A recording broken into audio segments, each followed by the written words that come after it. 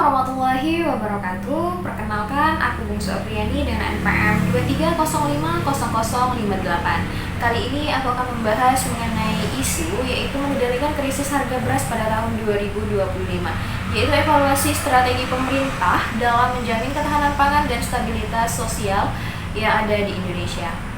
Pada tahun 2025 itu menjadi tahun yang sangat berat bagi Indonesia dalam sektor pangan, terutama dengan terjadinya krisis kenaikan harga beras yang meluas hampir ke seluruh wilayah yang ada di Indonesia. Harga beras yang menjadi makanan pokok mayoritas penduduk itu melonjak tajam hingga di atas 15.000 per kilogram, bahkan lebih tinggi di daerah-daerah terpencil. Situasi ini memicu kepanikan, tekanan ekonomi rumah tangga, dan keresahan sosial, terutama bagi masyarakat kelas bawah. Nah, kenaikan harga ini tidak terjadi secara tiba-tiba, melainkan krisis ini dipicu oleh gabungan faktor, yaitu gagal panen akibat El Nino, produksi nasional yang stagnan, stok bulog yang menipis, serta gangguan pasokan impor. Nah, karena negara produsen utama seperti Thailand dan Vietnam itu juga sedang mengalami atau membatasi ekspor akibat krisis serupa. Di dalam negeri, distribusi pangan tidak merata, sistem logistik lemah, dan koordinasi antar instansi itu masih kurang responsif terhadap gejolak pasar. Kondisi ini sangat mengancam ketahanan pangan nasional yang mencakup aspek-aspek penting seperti ketersediaan, akses, pemanfaatan, dan stabilitas pangan. Ketika harga naik, tidak semua orang itu bisa mengakses beras yang layak. Akibatnya bukan hanya konsumsi masyarakat terganggu, tapi juga muncul potensi gejolak sosial dari protes warga, demo, hingga lonjakan angka kemiskinan.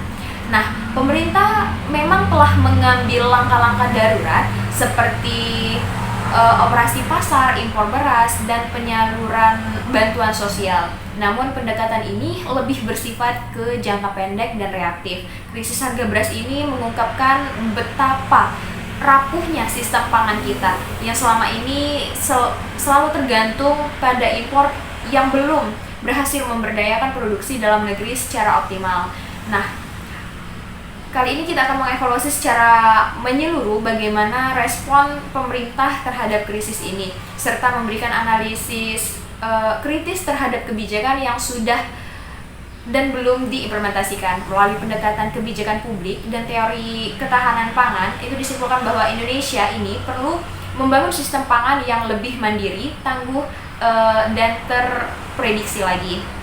Nah, beberapa rekomendasi penting dari kajian ini itu adalah yang pertama itu kita membangun dulu stok cadangan nasional yang cukup dan tersebar merata, serta mereformasi sistem distribusi dan logistik pangan agar lebih efisien, meningkatkan produktivitas dalam negeri melalui intensif petani, teknologi pertanian, dan keberlanjutan lahan. Serta yang paling penting itu membentuk kebijakan pangan yang tidak hanya reaktif tetapi visioner dan itu jangka panjang agar ketahanan pangan itu benar-benar bisa menjadi pilar stabilitas sosial bangsa.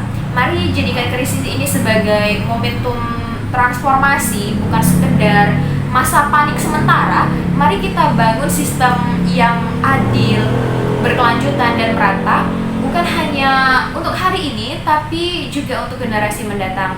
Karena setiap bulir beras yang tersedia di meja makan rakyat itu adalah tanda bahwa negara itu hadir, dan setiap kebijakan yang berpihak pada petani dan konsumen adalah langkah menuju keadilan sosial yang sesungguhnya. Bangkitlah Indonesia, kita kendalikan krisis ini. Kita bisa mandiri dan kita bisa berdaulat, karena bangsa yang besar itu adalah